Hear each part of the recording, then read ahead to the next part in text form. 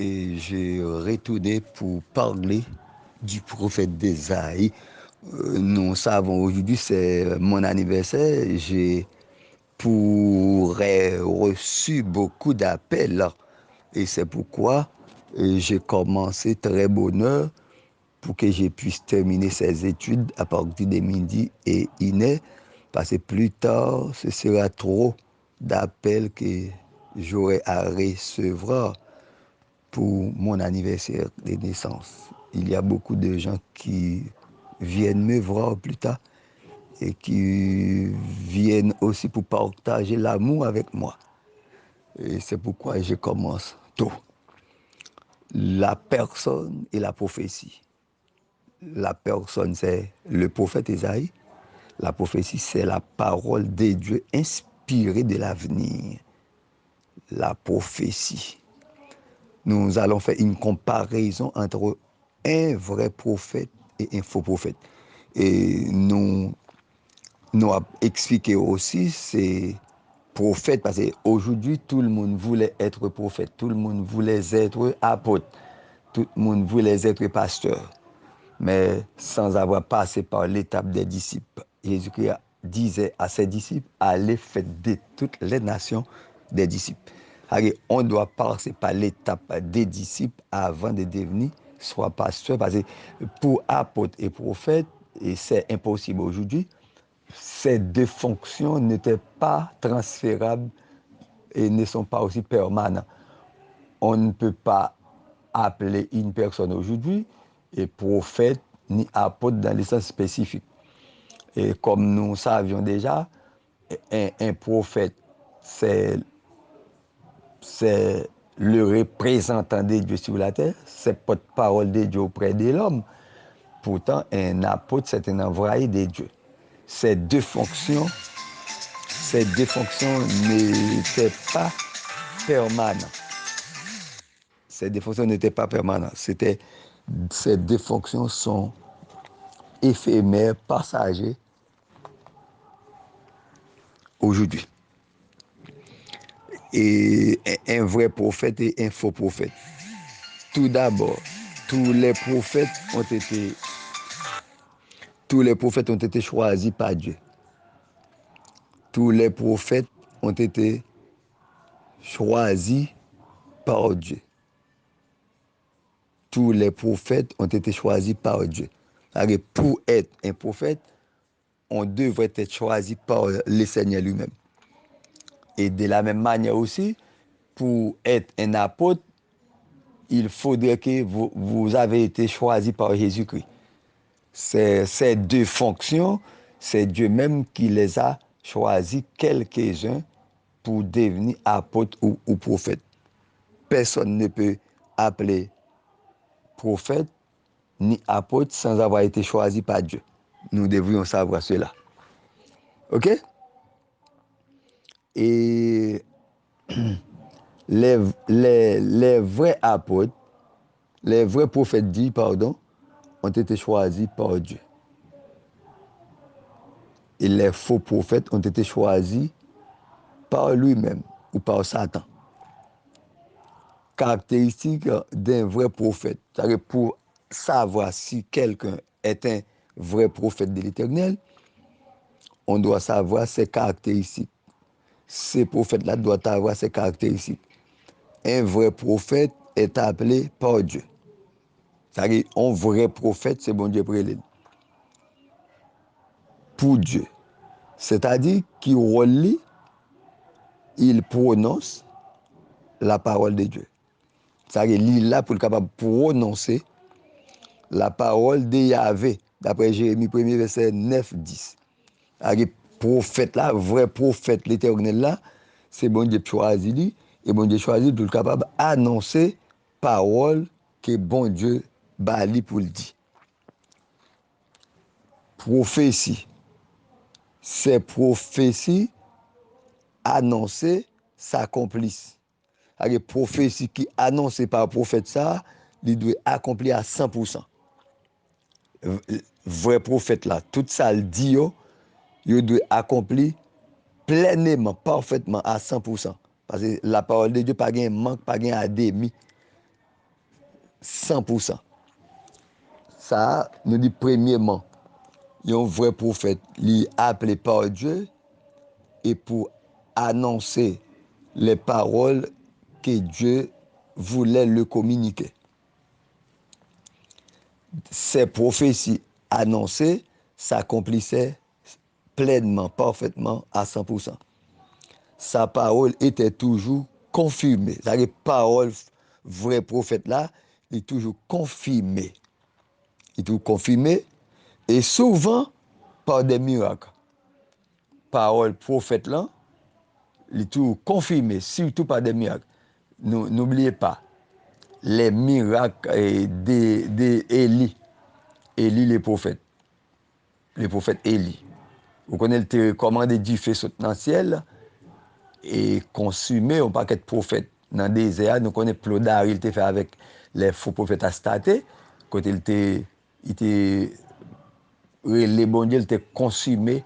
Il y a un holocauste qui était chargé à de l'eau, vidé de l'eau là-dedans, il était consumé, brûlé. Ça, c'est pas des miracles que souvent, parole prophète, les confirmer. Et nous sommes encore le prophète Élisée, et qui encore t'est recommandé d'y faire tes brûler un paquet de timoun. Et le prophète Élisée, il t'a fait un pile miracle. Un pile miracle, prophète Élisée t'a accompli. C'est-à-dire les vrais prophètes, et paroles confirmées toujours par des miracles extraordinaires. Vrai prophète, et un vrai prophète, il parlait toujours par la puissance du Saint-Esprit. D'après Isaïe 61, verset 1er. Et un vrai prophète, il parlait toujours par la puissance du Saint-Esprit. Isaïe 61, verset 1er. Et en dernier lieu, il y a un vrai prophète, il montrait un caractère toujours selon Dieu. Ses messages sont verbales, visuels et instructifs, ou bien scripturaires. Un message écrit, son message qu'il recevra dans une vision ou bien par la voix. Verbal, visuel, écrit. Verbal, visuel, écrit. Nous connaissons les prophètes, parfois, bon Dieu parle avec eux par des visions. Et parfois, bon Dieu parle avec eux par la voix orale. Et parfois, tout, bon Dieu peut mettre écrit. Ce sont les caractéristiques des vrais prophètes. Le message d'un vrai prophète était double tranchant, à double tranchant. L'hypothèse, ça un message prophète là, il y a un double tranchant. Le nous est double, nous est deux. Il condamne, c'est message prophète là, il condamné, c'est la condamnation ou consolation. Message là, il condamnation et consolation. Sous tendel, ou consoler, ou délivrer, sous pas tendel, ou condamner. La prophétie, il utilisé des deux manières. Annoncer l'avenir, prophétie a annoncé l'avenir, prophétie a annoncé la vérité. L'avenir et la vérité.